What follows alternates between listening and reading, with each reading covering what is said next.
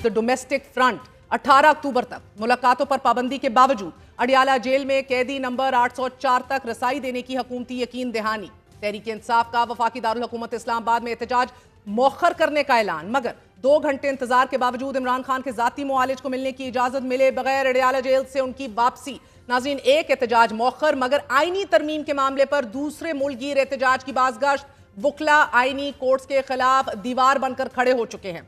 इस वक्त हुकूमत को दरपेश दूसरा मरहला एक और एहतजाज है। हुकूमत आईनी तरमीम की मंजूरी से मुतल्लिक पहले से ज्यादा जल्दी में दिखाई दे रही है। आईनी तरमीम पर पार्लियामेंट की खसूसी कमेटी का इजलास 17 के बजाय अब 16 अक्टूबर को होगा। SCO इजलास, रास्तों की बंदिश, सख्त सिक्योरिटी चेक के बावजूद इजलास कल दिन 12:30 बजे होगा, जबकि कौमी असम्बली का इजलास 17 अक्टूबर को शाम 4 बजे बुलाने की समरी भी सदर मुमलिकत को अरसाल कर दी गई है। As we speak right now Bilawal Bhutto Zardari एक बार फिर मौलाना फजलुर रहमान साहब के साथ एक बैठक में मौजूद हैं।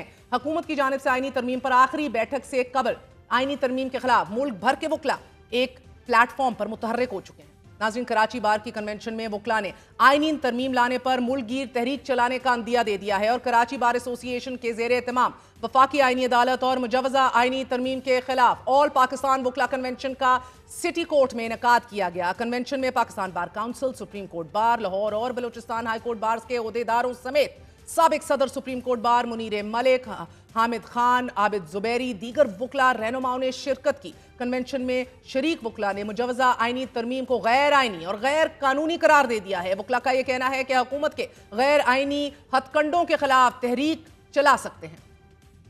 हमने वो आईन और कानून से जंग करके ये मुल्क हासिल किया और आज उसके खिलाफ जंग हो रही है। हर मेंबर का ये राइट है कि उसको मसवदे की कॉपी दी जाए। रात के अंधेरे में ये सहीफे नहीं लाए जाते जो आप हमारे ऊपर मुसल्लत करके और आप बैठ जाएंगे और आप वकीलों को ये कहेंगे कि हम आपको करके दिखाएंगे और वकील कहेगा कि हम नहीं करने देंगे। ये आइन जैसी भी है, इसमें 26 भी या जो भी है, ये अमेंडमेंट हम होने नहीं देंगे। किसी का बाप भी ये अमेंडमेंट नहीं कर सकता, कोई बड़ी सी बड़ी ताकत भी नहीं कर सकता।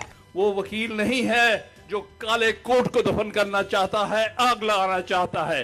अगर अदालतों की मुतवाजी निजाम बन गया तो फिर उसके बाद कोई किसी को रिलीफ नहीं मिलेगा। हम किसी शक्ल में फेडरल कॉन्स्टिट्यूशनल कोर्ट नहीं बनने देंगे। ये वकीलों की लाशों पर से गुजर के बनाई जाएगी, ये नहीं बनने देंगे, नहीं चलने देंगे। भूल जाओ कि तुम चंद चमचे और टाउट वहां बिठा के अपनी मर्जी के फैसले लोगे।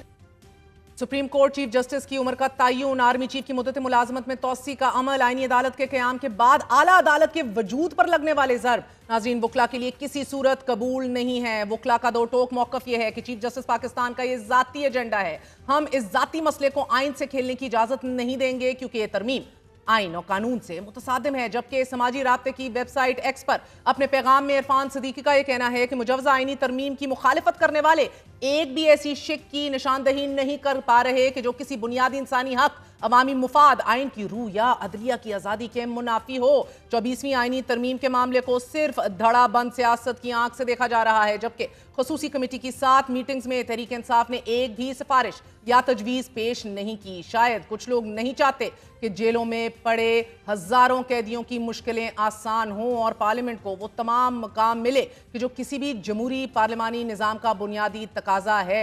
लेकिन अभी जेल में पड़े कैदी नंबर 804 के हवाले से मुल्क में खदशात सर उठा रहे हैं। एक तरफ जमाइमा गोल्डस्मिथ, उनकी साबिक ज़ौजा भी ट्वीट कर चुकी हैं और इंटरनेशनल कम्युनिटी को बावर करवा रही हैं कि किस तरह उनके साबिक शोहर को आइसोलेशन में मुकम्मल अंधेरे में रखा जा रहा है और तमाम तर राब्ता उनका उनके साहबजादों से मुनक़ता कर दिया गया है। और दूसरी जानिब हम देख रहे हैं कि तहरीक इंसाफ के अंदर तकसीम दर तकसीम का एक सिलसिला है, जहां बैरिस्टर गोहर साहब का ये कहना है कि वो बिल्कुल सही हैं, वो पिम्स की और हुकूमत के मौक़िफ़ को तस्लीम कर रहे हैं, लेकिन तहरीक इंसाफ के दीगर रहनुमा और इमरान खान के अपना ख़ानदान इस मौक़िफ़ को रद्द कर रहा है।